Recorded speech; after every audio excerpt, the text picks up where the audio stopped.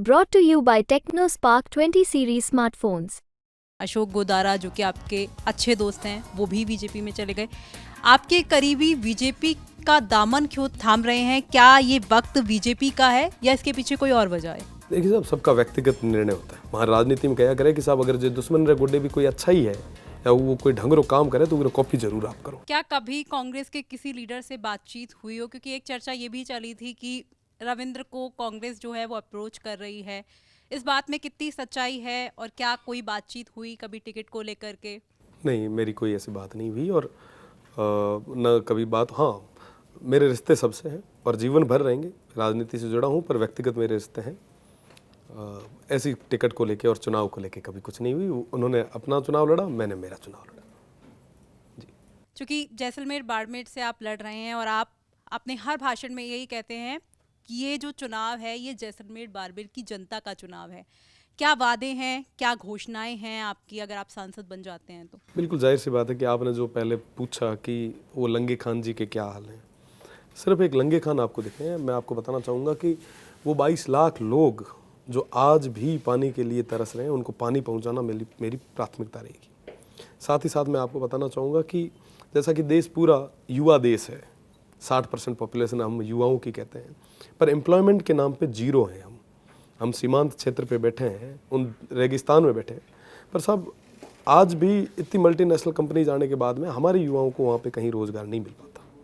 मैं ये चाहूँगा कि स्थानीय को उनकी क्वालिटी के अकॉर्डिंग एटलीस्ट कुछ न कुछ एम्प्लॉयमेंट मिले, इसका एक पूरे तरीके से मैं प्रयास करूँगा। साथ ही साथ एक DNP एरिया है हमारा, डेजर्ट नेशनल पार्क, उसके कई सारे गांव हैं जो बाड़मेर और जैसलमेर दोनों में आते हैं, जिनमें अभी तक किसी भी तरीके की कोई मूलभूत सुविधाएं नहीं है।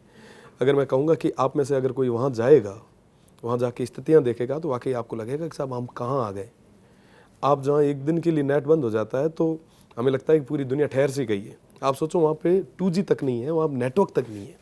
तो कई सारा ऐसा, मेरा क्षेत्र जो है वो बहुत बड़ा है। हर क्षेत्र की, वहाँ की हर विधानसभा की अलग अलग स्थितियाँ, परिस्थितियाँ, समस्याएं हैं, पर जो केंद्र में मजबूती से रखनी है वो केंद्र में भी रखेंगे और आगे जनहित के जो मुद्दे रहेंगे उनको मजबूती से उठाऊंगा, क्योंकि मुझे मेरी पूरी जिंदगी उनके बीच में निकालनी है।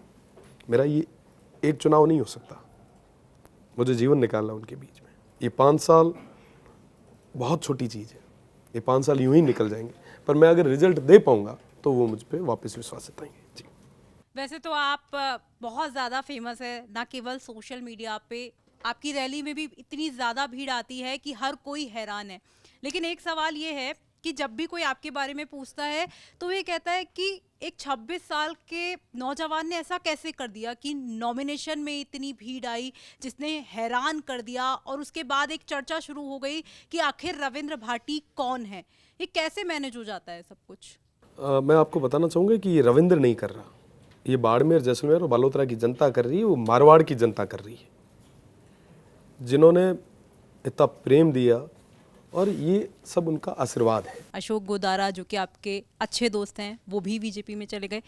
आपके करीबी बीजेपी का दामन क्यों थाम रहे हैं? क्या ये वक्त बीजेपी का है या इसके पीछे कोई और वजह है? देखिए साहब, सबका व्यक्तिगत निर्णय होता है। राजनीतिक रूप से जो आदमी जहाँ कंफर्टेबल होगा या जहाँ ठीक लगेगी वो वहाँ जाएगा।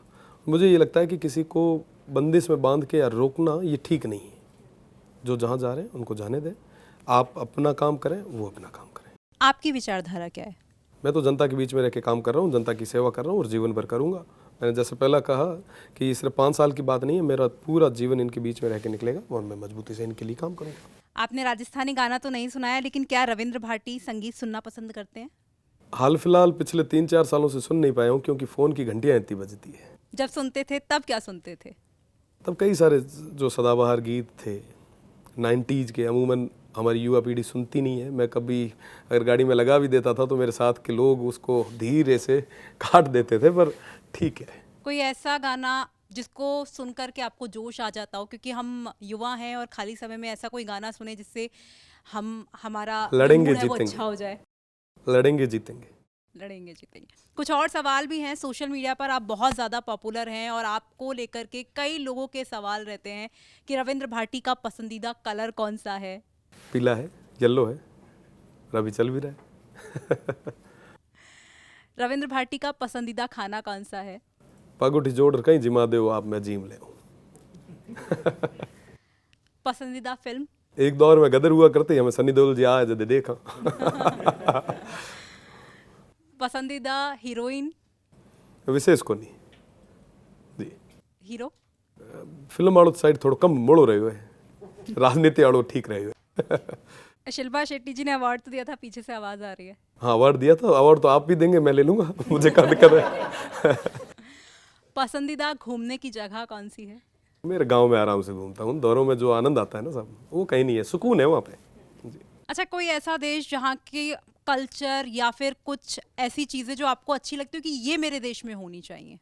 सब जगह की अलग अलग चीज़ें हैं, जहाँ की जो पॉजिटिव है वो हमारे यहाँ हमें लागू करने का प्रयास करना चाहिए। जहाँ की भी कुछ भी अच्छा ही क्यों नहीं हो, वहाँ राजनीति में क्या करे कि साहब अगर जो दुश्मन रहे गुड्डे भी कोई अच्छा ही है या वो कोई ढंगरो काम करे तो कॉपी जरूर आप करो। तो विदेश में ना कई सारे चीज़ें जो है जो ना एक डिसिप्लिन सगम मोटी चीज़ है जो को केतन केत में थोड़ा सा इंडियन उगे में ना मिस कर जाया करा।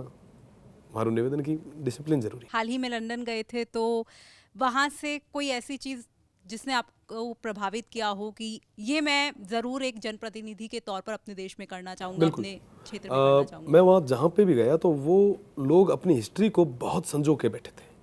उन्होंने एक एक चीज़ को, चाहे अगर वर्ल्ड वॉर फर्स्ट से लेके सेकंड से लेके कहीं पे भी कोई भी अगर आदमी काम आया, शहादत दी, तो उसे वो याद रख के बैठे, है ना। हमारे यहाँ पे कई सारे ऐसे लोग हुए हैं, कई सारे वीर हुए हैं, पर उनकी हिस्ट्री हमारे पास नहीं है। मैंने ये सोचा कि क्यों ना मैं मेरी असेंबली में, मेरी विधानसभा क्षेत्र में, अब मैं लोकसभा क्षेत्र में भी ये प्रयास करूँगा कि हर स्कूल में एटलीस्ट जो गांव के जो ढंग के लोग जिन्होंने देश दुनिया में अपना एक नाम रखा, एक अपना एक अलग औरा रखा, जिनकी वजह से हमें एक वो मिला, तो उनको तो हम कम से कम हमारी आने वाली पीढ़ी को बताएं। और उन लोगों ने जो हिस्ट्री को मेंटेन करके रखा है वो वाकई काबिल तारीफ है। मेरी तरफ से एक सवाल ये भी रहेगा कि आप मारवाड़ी में काफ़ी बात करते हैं और आपको सहूलियत होती है। राजस्थानी भाषा में आपने एमए भी किया है, आपने विधानसभा में विधायक के तौर पर जो शपथ ली थी वो भी राजस्थानी भाषा में ली थी। तो राजस्थानी भाषा को लेकर के रविंद्र भाटी क्या करना चाहेंगे आगे?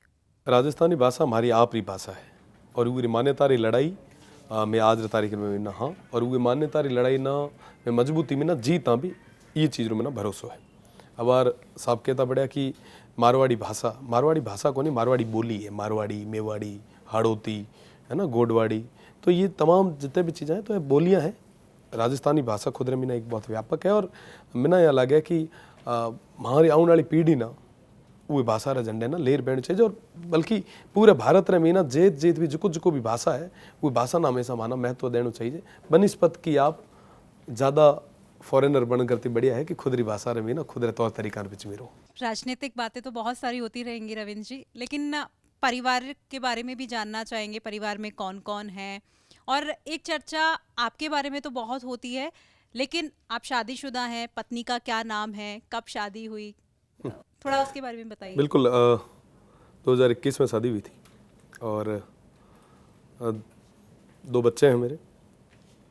पिताजी अध्यापक हैं, गांव में ही रहते हैं, परिवार पूरा गांव में रहता है। छोटा भाई है, वो ग्रेजुएट है और अभी जाहिर सी बात है कि चुनाव लड़ रहा हूँ तो वो भी भाग दौड़ में लगा है अपनी पढ़ाई वढ़ाई सब छोड़ के।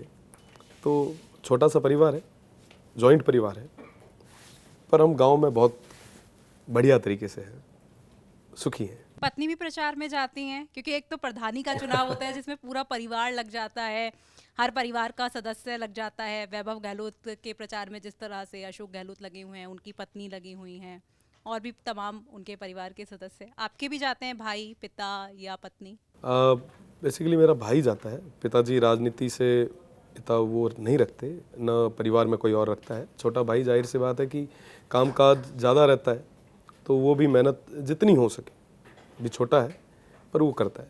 रही बात पत्नी की वगैरह की, तो वो इतना राजनीतिक रूप से सक्रिय नहीं है और उनका थोड़ा सा इंटरेस्ट कम भी है इस तरफ जी।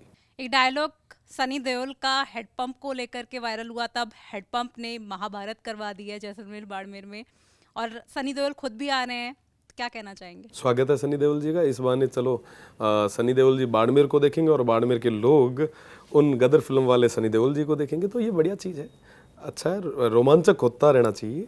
चीज़ें चलती रहनी चाहिए जी। कांग्रेस के भविष्य को किस तरह से देखते हैं आप? राहुल गांधी को लेकर क्या कुछ कहना है आपका? राहुल गांधी जी मेहनत कर रहे हैं और जो होगा अच्छा होगा। मेहनत कर रहे हैं, वो अब उनके हाथ में मेहनत है, वो मेहनत ही कर सकते हैं। बाकी तो जनता तय करेगी। जनता भी राहुल गांधी जी के मूड में नहीं है।